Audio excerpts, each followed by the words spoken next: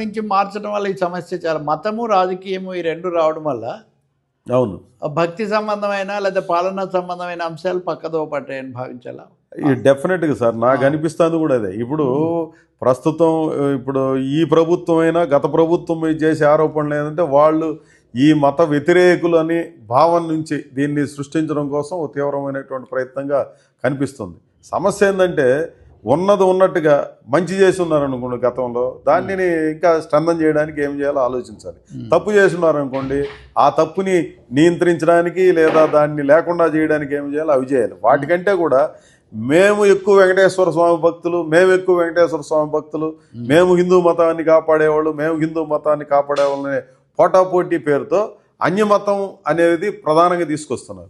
వాస్తవంగా టీటీడీలో అన్యమతస్థులకి ఉద్యోగాలు ఇవ్వడం అనేది ఈరోజు నిన్న మొన్న జరిగినటువంటిది కాదు. గత 200-300 సంవత్సరాల కాలం నుంచి మనం చూస్తే అన్యమతస్థులు డ్రైవర్లుగా ఉన్నారు, గార్డెనర్లుగా ఉన్నారు, రకరకాల డిపార్ట్మెంట్లో పనిచేశారు.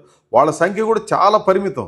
ఇప్పుడు ఎంత అవగాహన రాహిత్యం అంటే బిఆర్ నాయుడు గారే స్వయంగా 2000 మంది ఉన్నారు టీటీడీలో అని చెప్పి మాట్లాడతారు.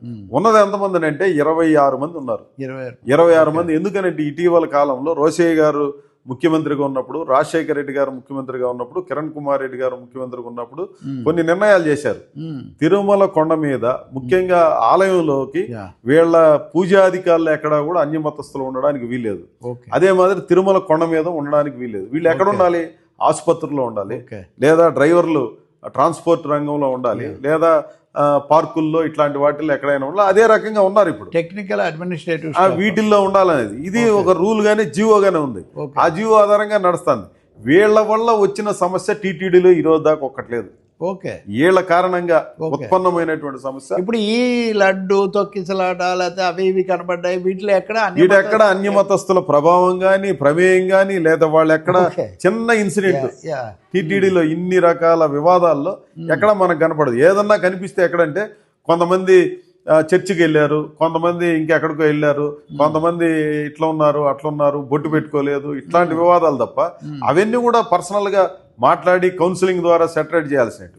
కానీ సమాజానికో లేదా భక్తులకో మతానికో గుడికో లేదా సాంప్రదాయాలకో వాళ్ళ భావాలకో ఇబ్బంది కలిగించేటి ఘటనలు ఎట్లాంటివి వీళ్ళ ద్వారా జరగల.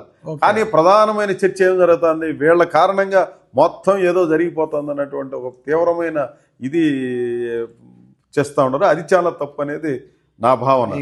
ఇప్పుడు ఉదాహరణకి మీరు అన్నట్టుగా దేని గురించి చర్చించాలంటే లక్షల మంది కొన్ని పర్వతం, ఇప్పుడు వైకుంఠ ఏకాదశి వచ్చింది సార్. వైకుంఠ ఏకాదశి అని అంటే 1,00,000 మంది మామూలు ప్రతిరోజు వస్తే లక్షల సంఖ్యలో వచ్చి పడిపోతారు కొండ మీద. ఇంతమంది జనం వచ్చినప్పుడు ఏమి చేయాలా? తిరుపతిలో ఎంటర్టైన్ చేయడానికి ఏమి లేదు. ఇప్పుడు ఉదాహరణకి మనకు విశాఖపట్నం చూస్తాం సార్, అక్కడ ఉడా వాళ్ళు కైలాసగిరి అని ఒక ప్రాంతాన్ని డెవలప్ చేశారు. ఎంతమంది జనం వచ్చినా 1,00,000 మంది లేదా 50,000 మందో 25,000 మంది వచ్చి పడిపోయారు అనుకోండి, అట్లా ఎంటర్టైన్ చేయడానికి రకరకాలు కనిపిస్తాయి మనకు. కూడా ఇక్కడ తుడా ఉంది, తిరుపతి అర్బన్ డెవలప్మెంట్, ఒక్క సింగిల్ యాక్టివిటీ లేదు. ఓన్లీ రియల్ ఎస్టేట్ వ్యాపారం చేయడం తప్ప ఈ తుడా నిర్వహిస్తున్నటువంటిది ఏమీ లేదు. మున్సిపాలిటీ చేస్తున్న కార్యక్రమం ఏమీ లేదు. టీటీడీనే దీనికి ప్రత్యేకంగా కొన్ని కార్యక్రమాలు, ఇప్పుడు ఉదాహరణకి మనకు తలకోన ఉంది సార్, ఇక్కడ దాన్ని డెవలప్ చేయొచ్చు. లేదా కైలాస్ కోన ఉంది ఇక్కడ పుత్తూరు దగ్గర, దాన్ని డెవలప్ చేయొచ్చు. తిరుపతిలో కొన్ని అట్లాంటి యాక్టివిటీస్ మీద కేంద్రీకరణ చేసి కిందనో లేదా తిరుపతి చుట్టుపక్కల ఇట్లాంటివన్నీ డెవలప్ చేసి కొండ మీద కానీ తిరుపతిలో కానీ కాళహస్తి కానీ చంద్రగిరి కానీ ఇక్కడ సందర్శనీయ ప్రాంతాలు చాలా ఉన్నాయి. వీటిని డెవలప్ చేసి ఒక 2 రోజులు 3 రోజులు ఇక్కడ ఉండడానికో లేదా ఇక్కడ ఎంటర్టైన్ కావడానికో ఉన్నటువంటి పరిస్థితి లేదు. వచ్చిన వాళ్ళు వచ్చినట్టు ఎప్పుడు పోయి దర్శనం చేసుకుందామా ఆ మూడు తప్ప ఏమీ లేదు. దాంతో ఏంటంటే ఒత్తిడి పెరిగిపోతుంది. ఈ ఒత్తిడిలో తొక్కిసలాట్లు, ఇప్పుడు మొన్న వైకుంఠ ఏకాదశి ముందు రోజే ఇక్కడ ఒక పెద్ద గొడవ, ఇంకా కాసేపు ఉంటే ఆ స్టాంపేడ్ అయిపోయి ఏమో అయిపోతుందని చెప్పి పెద్ద వాతావరణం వచ్చింది. అక్కడ ఎవరు మనుషులు కూడా లేనటువంటి పరిస్థితి. అంత తనిఖీ చేసేవాళ్ళు. ఇట్లాంటి ఘటనలు ఇటీవల కాలంలో పెరుగుతున్నాయి.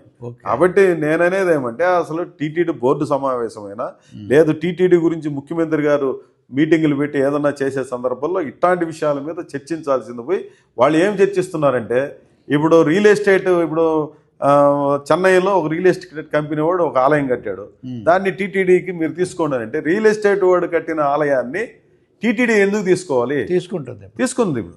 అదే మాదిరి ఇప్పుడు ఎక్కడో కన్యాకుమారిలో ఆలయం టీటీడీ ఎందుకు కట్టాలి? ఓకే. లేదంటే మోదీ, షా ఇట్లాంటి వాళ్ళ నియోజకవర్గాల్లో వీళ్ళు పోయి ఎందుకు చేయాలి?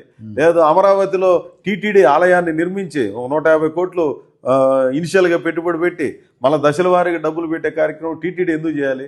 కామన్ గుడ్ ఫండ్ అనే పేరుతో దేవాలయాలకి, దేవాదాయ శాఖకి టీటీడీ నుంచి ప్రతి సంవత్సరం డబ్బులు తీసుకుంటూ అన్ని ఆలయాల నుంచి తీసుకుంటూ, అంటే మీరు అంటున్నారు హిందూ ధర్మ పరిరక్షణ అన్న ఒక ఆశయం ఉంది అని టీటీడీ దాంట్లో ఉంది కదా. సో ఇప్పుడు హిందుత్వ రాజకీయాలు దేశమంతా నడుస్తున్న పరిస్థితి కూడా ఉంది. ఇప్పుడు తిరుమల తిరుపతి దేవస్థానంలో టీడీపీ వైసీపీ విషయం పక్కన పెడితే చాలా దీర్ఘకాలంగా విహెచ్పి ఇట్లాంటి వాటికి సంబంధించిన సంస్థలు చాలా స్థిరంగా ఉన్నట్టు వాళ్ళ పట్టుమటు కొనసాగుతున్నట్టు కనిపిస్తుంది. ఇప్పుడు లడ్డూ తర్వాత పెద్ద వివాదమైన పరకామణి వివాదంలో కూడా ఆ డబ్బు తీసుకున్న వ్యక్తి అవుట్సోర్స్గా ఒక మఠం తరఫున వచ్చిన వ్యక్తి కదా. ఆ విషయాలు అసలు చర్చకు వచ్చినట్టు ఎప్పుడు కనపడదు, వచ్చాయా? అవును సార్. ఇప్పుడు మీరు అన్నట్టుగా ఇప్పుడు ఈ వివాదాలు, నేను అదే ఆరంభంలో ఈ వివాదాలన్నింటిలో ప్రధానంగా కనిపించేది బలమైన హిందూవాదులే. ఇప్పుడు పరకామణిలో ఎవరు ఆ దొంగ ఎవరనంటే పెద్ద జయం గారి మఠంలో 33 ఏళ్లుగా ఈ తప్పులు జరగకుండా ఉండడం కోసం వచ్చిన నిఘా వీళ్ళు అనమాట. ఓకే. పరకామణి మీదకి వచ్చిన విజిలెన్స్ వీళ్ళంతా కూడా. ఓకే.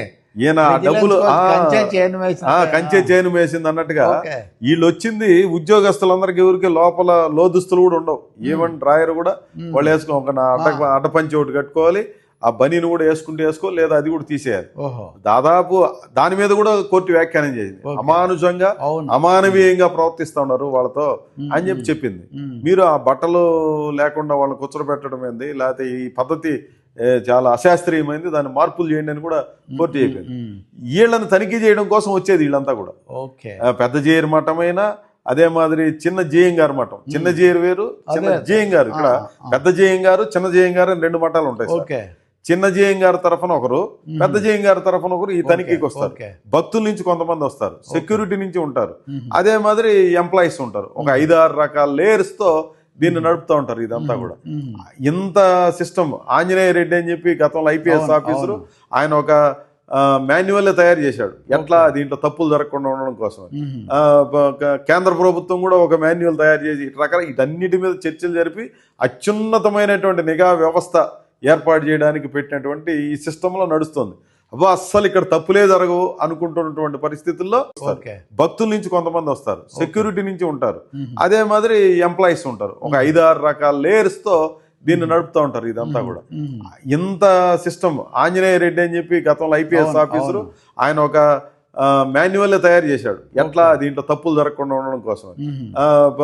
కేంద్ర ప్రభుత్వం కూడా ఒక మాన్యువల్ తయారు చేసి వీటన్నిటి మీద చర్చలు జరిపి అత్యున్నతమైనటువంటి నిఘా వ్యవస్థ ఏర్పాటు చేయడానికి